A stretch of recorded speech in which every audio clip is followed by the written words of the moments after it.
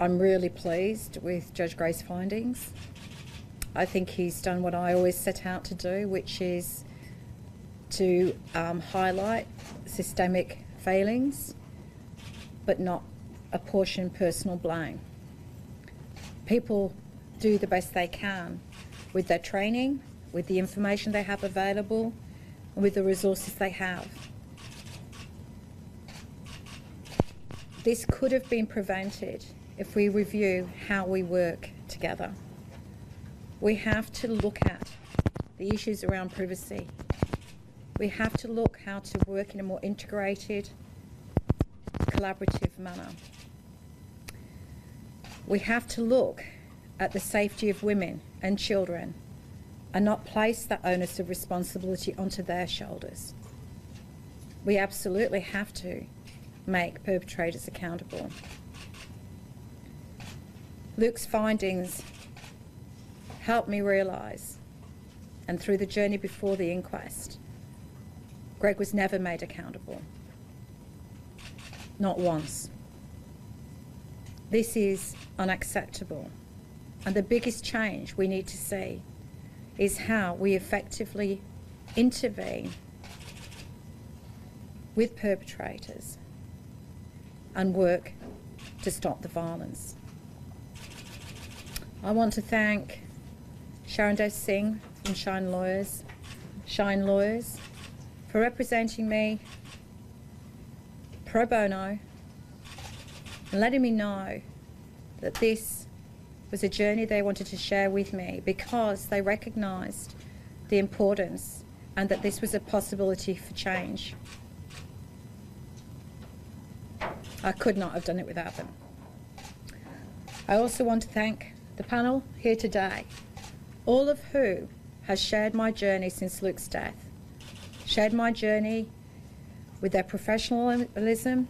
I've been able to turn to them. I've been able to rely on their judgment. I could not be here now without them. Their expertise, their commitment, their passion, and that of the family violence sector has been around for a very, very, very long time.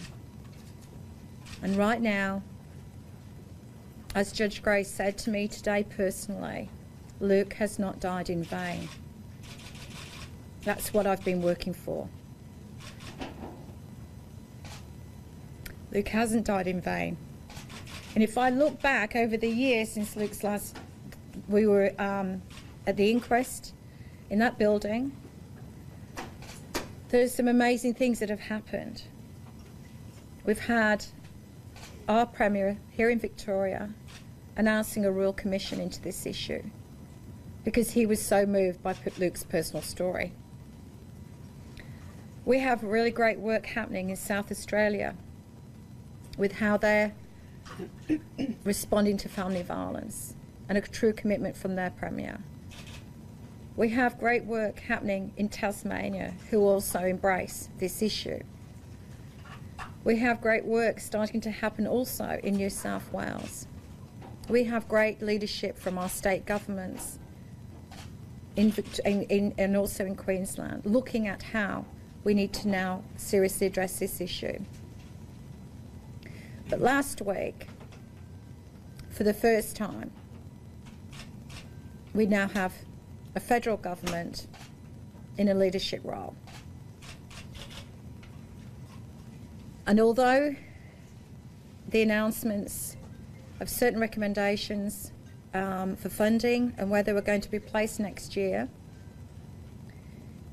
is still a long way to go, but it's a start. And it's a huge turning point because we have a Prime Minister who's actually understanding that this is a gender issue. And when he spoke and said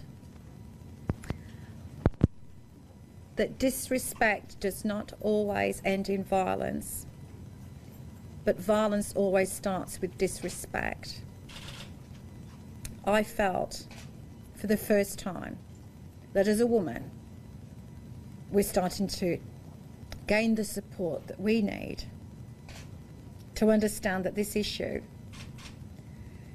requires men to lead the change. So I pass over to my colleagues. I know they have poignant things to say and add to what I've said. And I want to reiterate that for me, personally today, was the outcome I had been looking for. And I am really hopeful, in fact confident, that not only will our Premier here in Victoria fully support the recommendations, but I'm also very hopeful that our federal government and the other states will clearly look at what they are doing and learn from this too. Thank you.